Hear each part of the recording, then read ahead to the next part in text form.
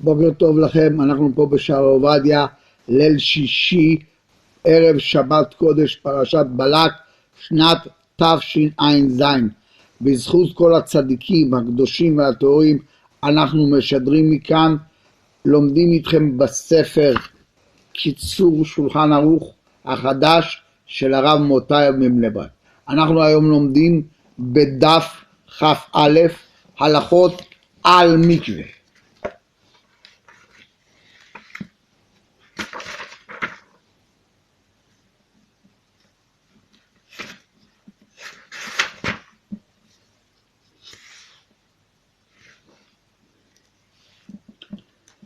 הלכה ו' ועוד כתוב, מי שמקפיד ללכת למקווה בשביל לתאר את עצמו מטומאת זרע, יחיה הרבה זמן. Somebody who wants to live long, he should get used to go to מקווה. הלכה ז' 7 ועוד כתוב, write more. חזן צריך להקפיד יותר ללכת למקווה. Somebody who is חזן in the synagogue, his voice is nice, and the public decide that they love his voice, he should be the שליח ציבור, and the שליח ציבור be זוכה with him to pray for Hashem. This man who שליח ציבור, he needs to go every day to the mikveh. His tefillah is not only for himself, his tefillah is as well for the public.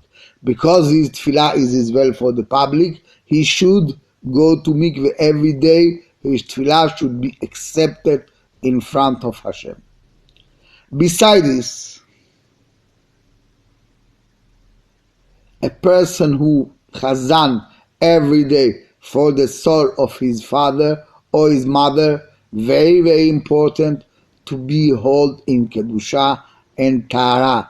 Because of this, before you come to be chazan in the synagogue, you should be already make yourself tahor from any kind of tumah.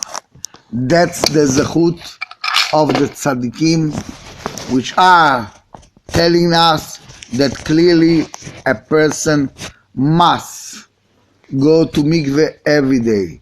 And more important for a person which is chazan in the synagogue. This is more important that a person should be in the mikveh every day.